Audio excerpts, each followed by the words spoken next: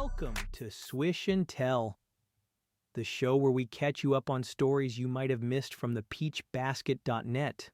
So, let's start with the Memphis Grizzlies, dropping a bombshell. Taylor Jenkins is out as head coach. I mean, when you think about it, the timing couldn't be more dramatic. It's like he's been navigating injuries all season, Ja Morant missing 30 games, and then boom, he's gone. Right, and it's not even like Memphis had a lousy record. Fifth in the West isn't tanking, man. But you know what? The assistant coach shuffle last year, that had Jenkins written out of the plan already. You don't fire 5 guys without some tension brewing behind the scenes. Exactly. And here's what matters most, the morale. This team has been through enough with Ja in and out of the lineup. They're juggling injuries and expectations. Now they're throwing adjustment into the mix with only a handful of games left in the season. It's not the kind of clarity you need heading into playoffs. Man, and speaking of playoff struggles, we got to hit on Damian Lillard for a second. I mean, out for the season maybe? That's, what'd you say, devastating? Devastating, without a doubt. For the Bucks, this isn't just about losing a guy who puts up 30 a night. It's the ripple effect. They've built this system around Lillard and Giannis. Now what? It's not like you can just pivot with a snap of your fingers. Yeah, it's kind of wild how Milwaukee's stuck deciding whether to ride this out or think long-term. Like they pushed for their all-in season, but now what happens if this falls apart? Feels like there's going to be some real hard conversations in the off-season. If they even get to the off-season with this core intact, right? And then there's Cleveland. They're averaging, over 123 points allowed in their last 5? For a team with playoff aspirations, that's not just bad defense. That's a crisis. For real. I mean, giving up that many points this late in the year, something's got to give. And it's wild, too, because earlier this season, they were locking teams down. Where did it all go wrong? It's the defensive lapses. Plain and simple.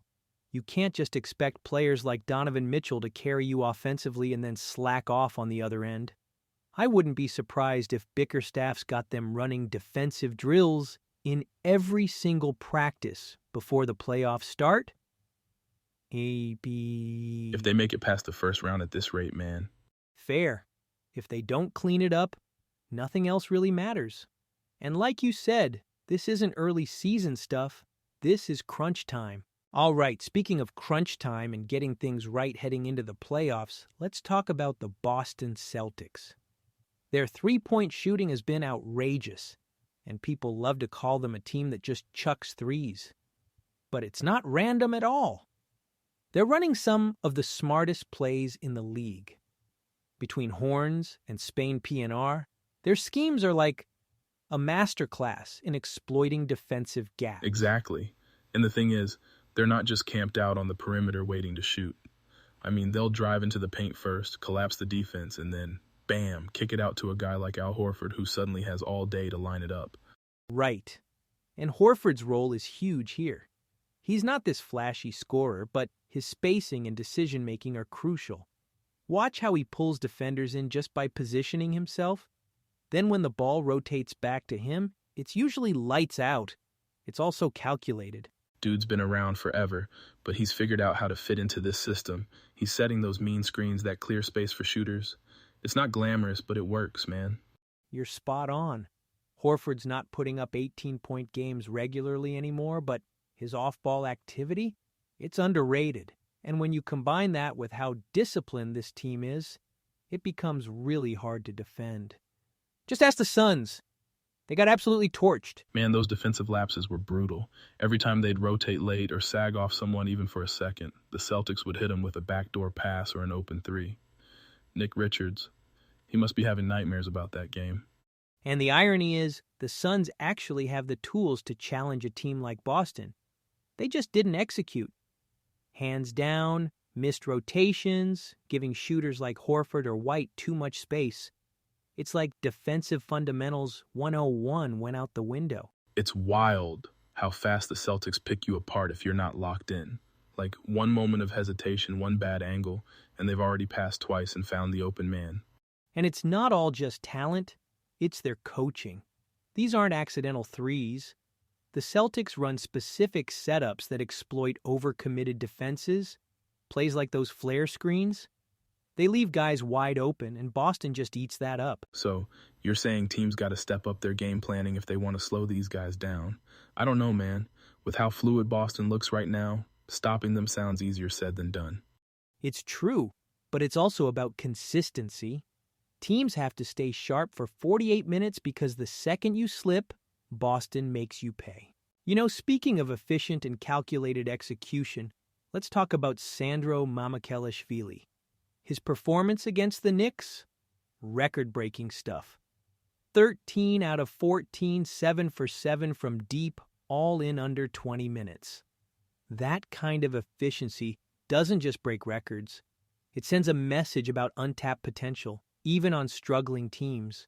Wild, right? And to put it in perspective, this dude's barely talked about until a game like this happens. He goes perfect from 3, drops 34 points, and bam, he's in the record books. You love to see it. And performances like that give fans a reason to hope. Look at the Spurs. They're out of the playoff picture.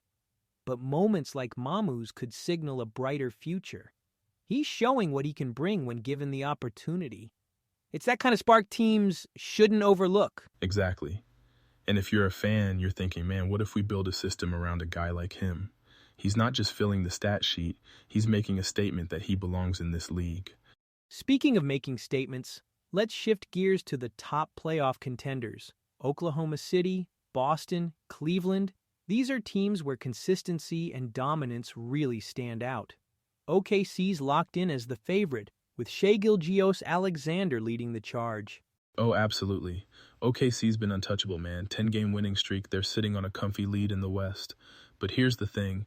I know Boston's trailing 4 games behind Cleveland in the East, but they've still got that champion swagger. You can never count them out. Agreed.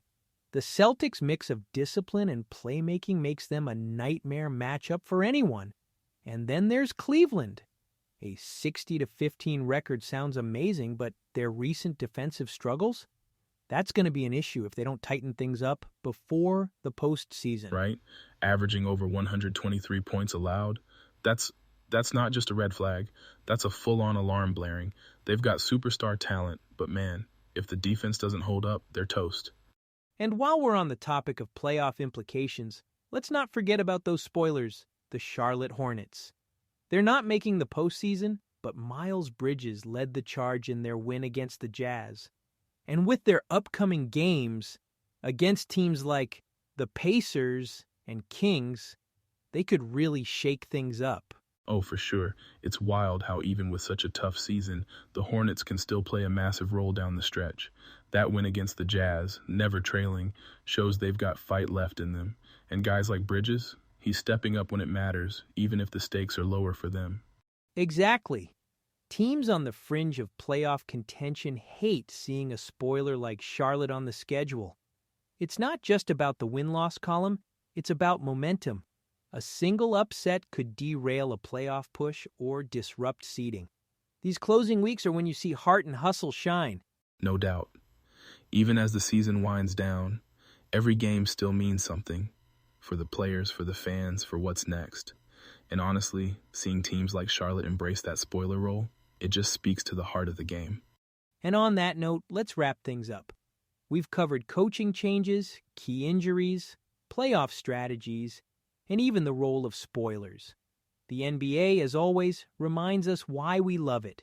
Constant surprises, relentless competition, and moments that make us say, did that really just happen? Couldn't have said it better.